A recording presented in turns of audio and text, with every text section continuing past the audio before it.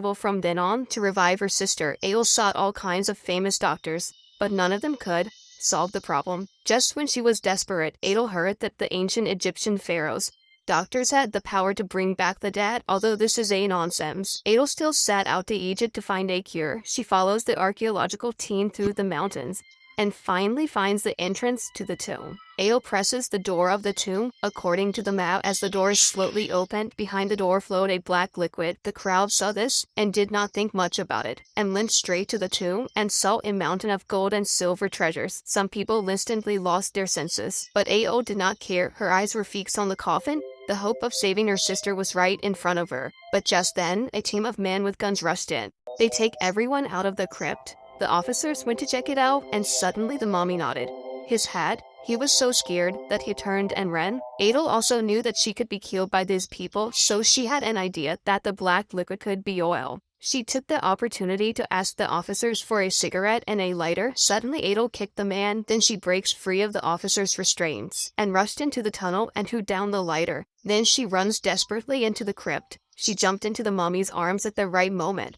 The coffin stumbled into the whirlpool with a current. After a short time, the coffin emerged from the water. Adel laughed at the mummy lying there. After all, she had gone home without getting anything, but the sleeping mummy alone would not be able to revive her vegetable sister. So Adel asked around and learned that a master of soul research. Not long ago, the master awakened a pterodactyl that had been sleeping for 1,000 years, but he caused a riot and was imprisoned by the authorities. Now she has to find a way to get the master out. So Adel found the pterodactyl that the master had awakened. Adel carefully approaches the pterodactyl and took off her scarf and put it directly around the neck of the pterodactyl. She thus succeeded in taming the pterodactyl. Then she rides the pterodactyl and flies to the prison. At the same time, the master was taken to the torture chamber and put on a black hood. They were about to execute the master. That's when Adel arrives at the prison on her pterodactyl. Our goal was clear, so the pterodactyl rushes straight to the master and captures him. After learning of Alice's sister's condition, the master began to perform his magic without saying a word.